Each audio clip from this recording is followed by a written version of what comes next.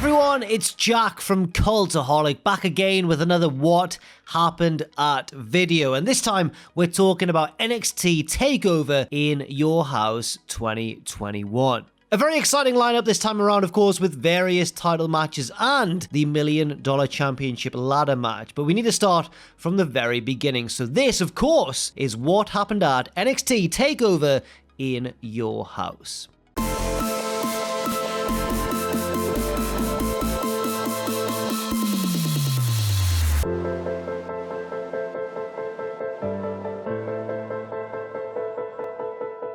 We start things off with the winner-take-all match. Various titles on the line, not only the North American Championship, but also the NXT Tag Team titles as well, as MSK team up with Bronson Reed to take on Legado del Fantasma. Just before we begin the show, however, we get a lovely musical introduction by Naomi Fox. I don't know who she is. Does anybody know? If someone knows who she is, let me know in the comments. Naomi Fox, wonderful Naomi Fox. And she introduces our host for the evening, Todd Pettingill. The nostalgia is in full effect. Pettingill comes along to say hello, stumbling out of the set. And he's having a great time, but we're straight into the first match, of course, which I just mentioned. MSK and Bronson Reed versus Legado del Fantasma. And this match has a very fast and furious start. And was it just me, or were there a smattering of boos when MSK made their introduction? Maybe the NXT crowd are getting a little bit sick of the tag team champions still, despite them, of course, being babyfaces. Santos Escobar, the leader of Legado del Fantasma, he tags in early on and he wants Bronson Reed one-on-one, but he doesn't, of course, because he's a sneaky heel, and he tags straight back out again. Boo! The match, of course, moves along very swiftly. It's very fast and furious, and we get a big, slightly contrived section of dives to the outside, and it all works out well in the end, to be honest, because Bronson Reed does a huge, big man suicide dive onto all the other competitors. MSK get beaten down by Legado del Fantasma for a little bit, but they get the hot tag to Bronson Reed, who runs wild, including a big double Samoan drop. Wilde and Mendoza hit a big double team move on Carter, but it's Wes Lee who saves the day, springboarding in to break up the pinfall attempt, and not long after that, Santos Escobar thinks, right, that is quite enough. That's because he grabs the North American title belt from the timekeeper's area to use, but Bronson Reed ambushes him, charging around the ring to splash him through a section of the crowd barrier. A big spot and a very exciting moment in the match. Back in the ring, Raul Mendoza takes a big double team move from MSK and a top rope splash from Big Bronson Reed, and the champions and the babyfaces, of course, pick up the big feel-good opening victory. This was a very exciting match, as I mentioned, very high-paced, very exciting, of course. I just wonder about those potential boos for MSK early on, but as far as opening matches go, this was pretty much everything you want it to be. Next up, we have Mercedes Martinez taking on Xia Li, but she's not alone, of course, because Li is accompanied by not only Boa, but the mysterious Mei Ying watching on from her throne on the ramp.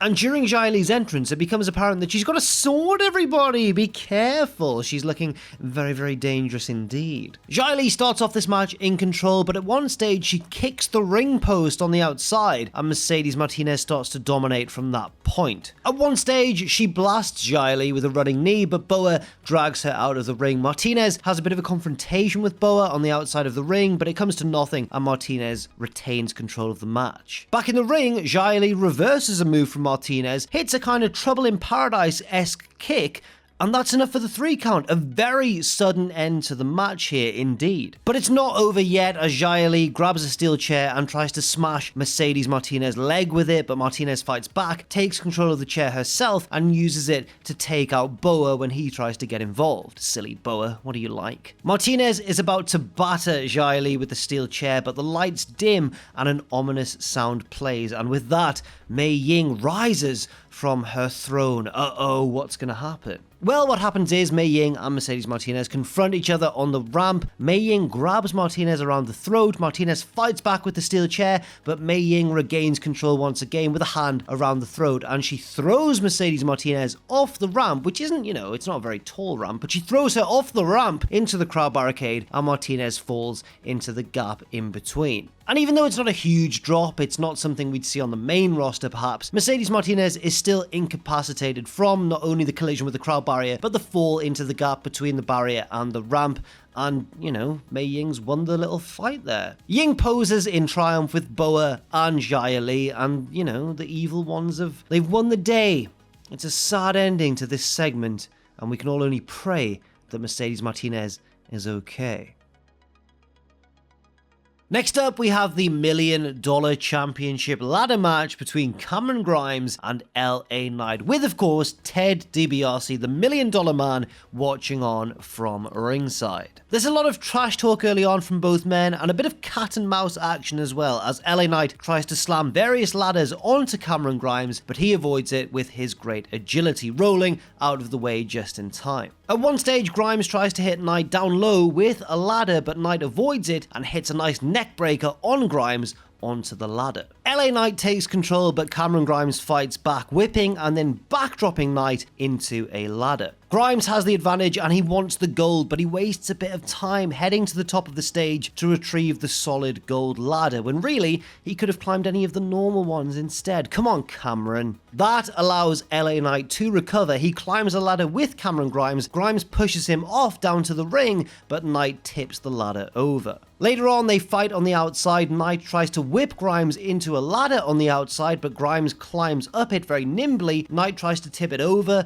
Grimes jumps to a nearby scaffold and nails a huge crossbody off the scaffold onto Knight below. Grimes takes full advantage, getting into the ring and climbing the ladder inside, but Knight recovers again, throwing Grimes off the ladder through a ladder on the ramp, very painfully indeed, and that gives Knight all the opportunity he needs to climb the ladder and pull down the case with the $1 Million Championship inside. In the ring after the match, Ted DiBiase removes the belt from its glass case and presents it very formally to LA Knight, and lovely sparklers go off as well, and sadly for all of us, Cameron Grimes has lost the match and LA Knight is our new $1 Million Champion. Boo! Next up, we have the NXT Women's Championship match between the champion Raquel Gonzalez, accompanied of course by Dakota Kai, taking on the challenger Ember Moon. Ember Moon starts off really strong, attacking Gonzalez at the bell, but Raquel quickly takes control, knocking her off the apron, where of course Dakota Kai is just having a great time, laughing at Ember Moon, because she's a nasty woman. Moon fights back and catches Raquel in a submission, so Dakota Kai very blatantly pushes the bottom rope towards Raquel to break the hold, and the referee kind of just lets her, like she tells her off, she's like, don't do that, but then Dakota does it, and the ref's like, okay then. Moon hits a dive to the outside and continues to press the advantage, but Gonzalez hangs in there. So Moon heads up top looking for the Eclipse, but Dakota Kai distracts her, allowing Gonzalez to head up top, hit a superplex, and regain control of the match. Kai is making a nuisance of herself out there. Moon reverses a suplex into kind of a standing Eclipse, then heads up top and hits a lung blower,